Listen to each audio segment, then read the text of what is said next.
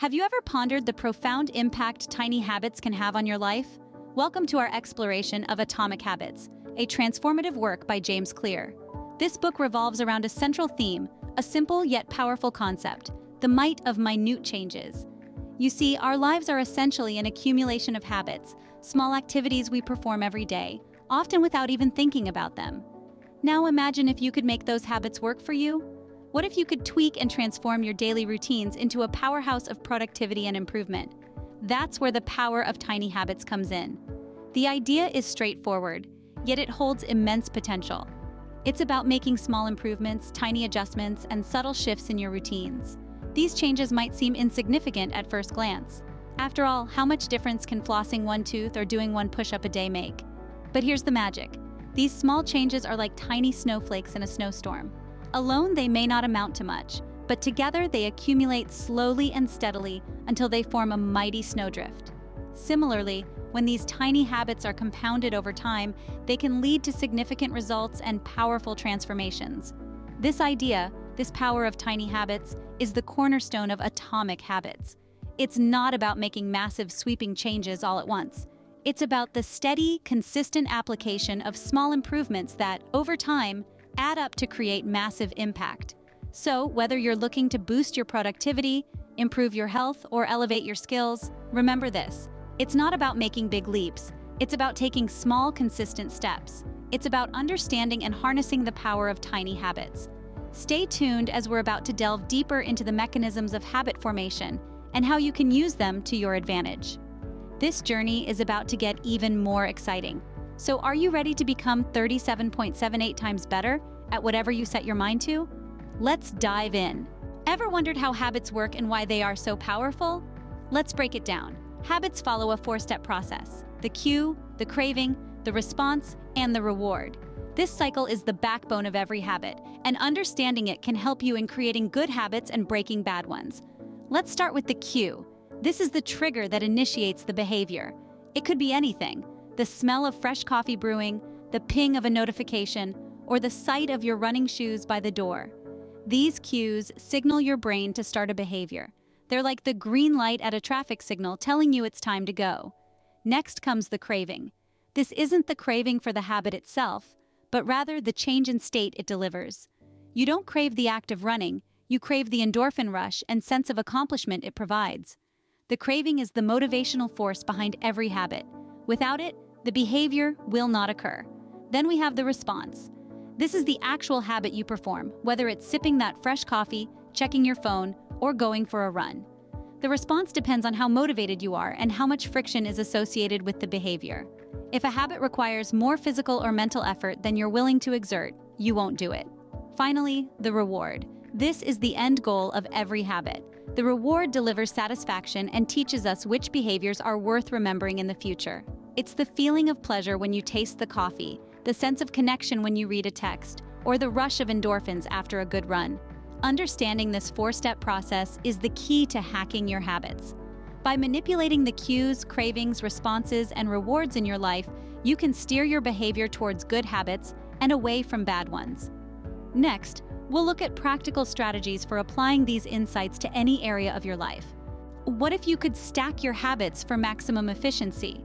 Now that's a tantalizing thought, isn't it? Well, let's delve into this idea, a concept known as habit stacking. Simply put, habit stacking is the practice of tying a new habit to an existing one. It's like building blocks, each one supporting the next. This strategy leverages the power of your current routines to help you adopt new ones. It's a bit like piggybacking, where the new habit gets a ride on the back of an established one, making it easier to remember and execute. Let's illustrate this with an example. Say you have a well-ingrained habit of drinking coffee every morning. You want to start a new habit of meditating. So you decide to meditate immediately after brewing your coffee. Here, your coffee habit is the cue for your new meditation habit. With time, your mind begins to associate the two actions. The smell of coffee becomes a signal, not just for a caffeine fix, but also for a moment of mindfulness. The beauty of habit stacking is that it doesn't require a seismic shift in your routine. It's about finding those interstitial moments in your day and making them work for you. So whether it's flossing while you shower or doing squats while you wait for your lunch to heat, the possibilities are endless, and the choice is yours. But remember, for habit stacking to work, the initial habit needs to be well established, and the new habit should be something that can be completed quickly. This is not about cramming your day full of tasks, but about thoughtfully integrating new behaviors into your existing routine. So, are you ready to start building your habit skyscraper? Remember, it's all about the small bricks that, when stacked together, can lead to towering heights. Up next, the secrets to making a habit irresistible. So, stay tuned as we continue to explore more strategies to become, yes, you guessed it, 37.78 times better at anything. How can you make a habit so appealing that you can't resist doing it? Here's where the allure of attraction comes into play in habit formation. Our brains are wired to seek out rewards, to chase the thrill of satisfaction that comes from achieving our desires. This is the driving force behind what makes a habit attractive. You see, when we perceive an activity as attractive, we are naturally drawn towards it. It's like a magnet pulling us in. This is the power of attraction in action, and we can use this to our advantage when trying to adopt new habits.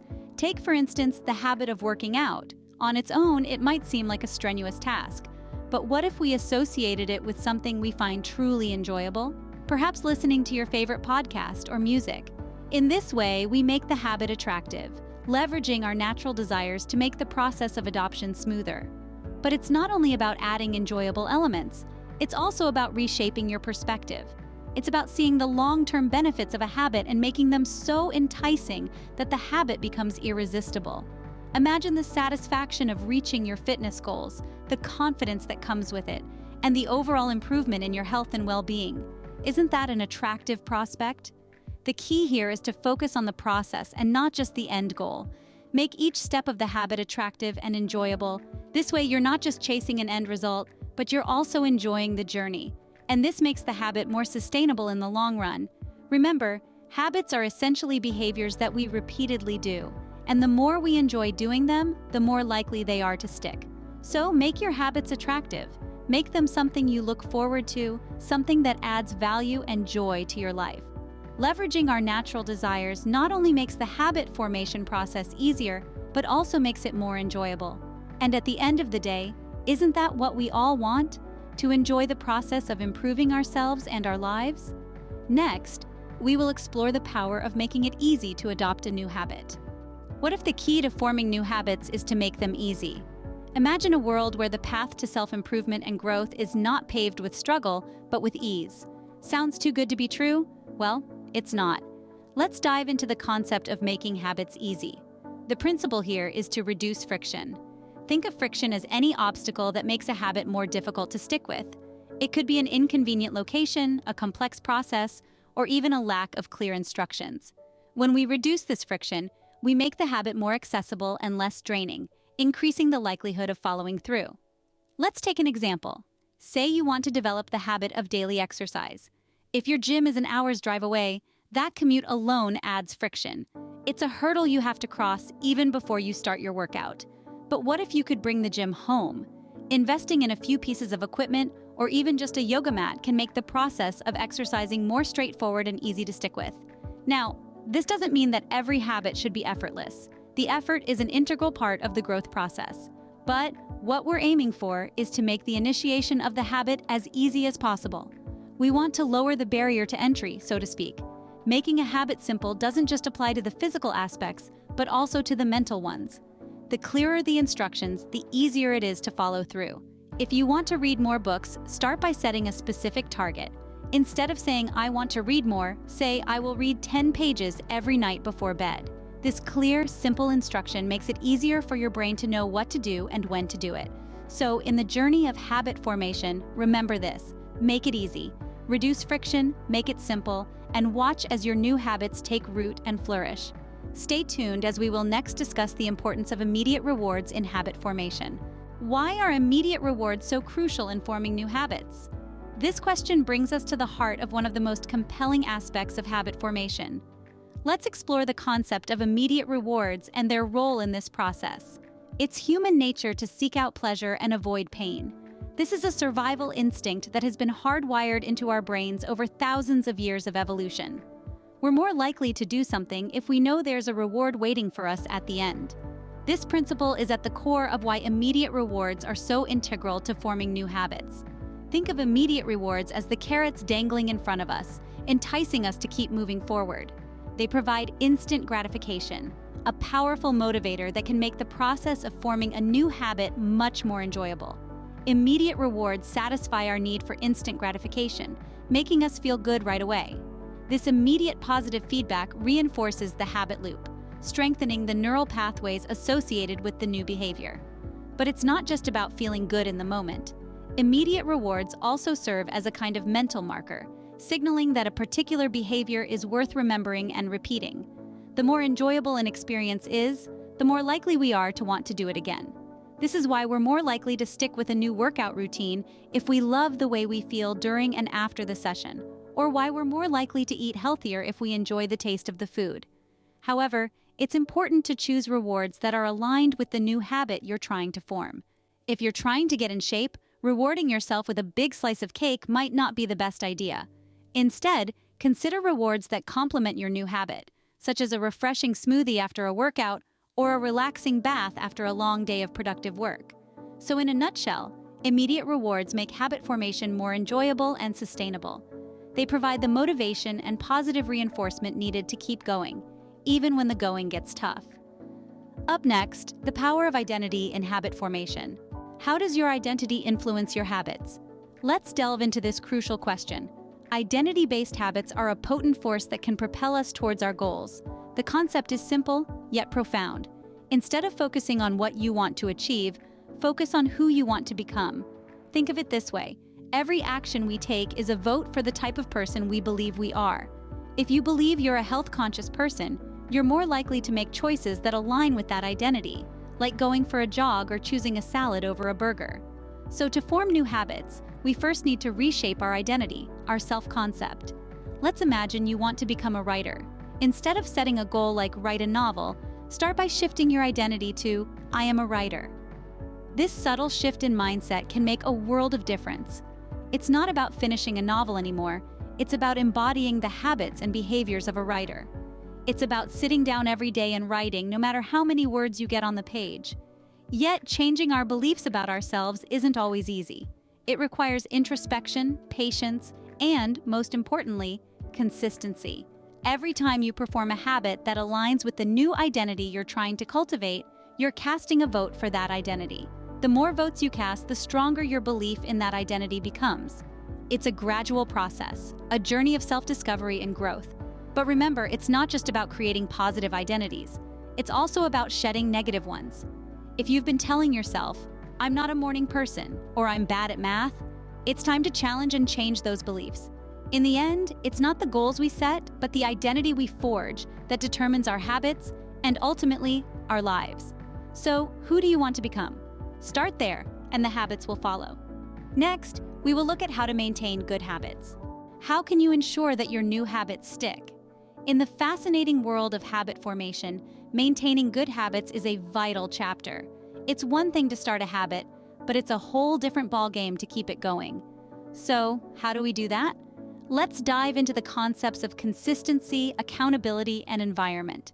Firstly, consistency is the backbone of habit maintenance. It's not about making a massive change in a day, but about making small, incremental changes consistently. Imagine you're sculpting a masterpiece. You don't create a perfect sculpture in one swift move. Instead, you chip away bit by bit, consistently, until you create something magnificent. The same applies to habits. Consistency is key, and like a river cutting through a mountain, it's the small, consistent efforts that lead to significant changes over time.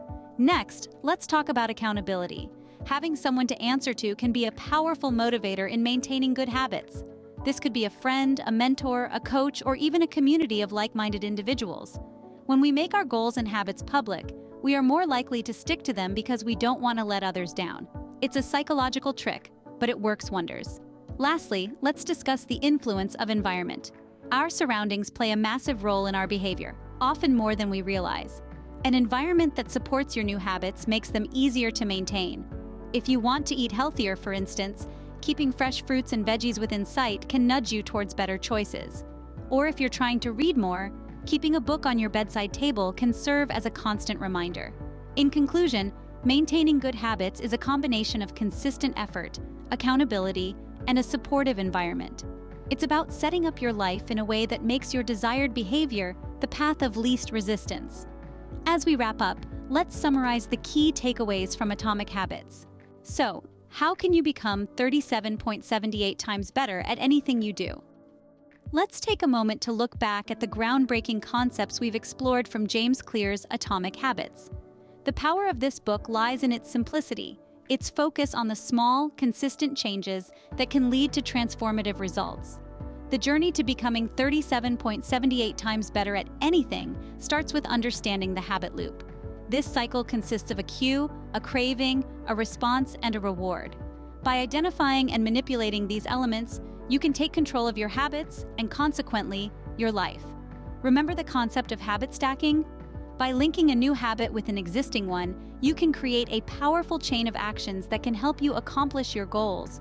It's like building a tower, one block at a time, each habit stacking on top of the other, making you stronger, more efficient, and more proficient. Then there's the power of making habits attractive and easy.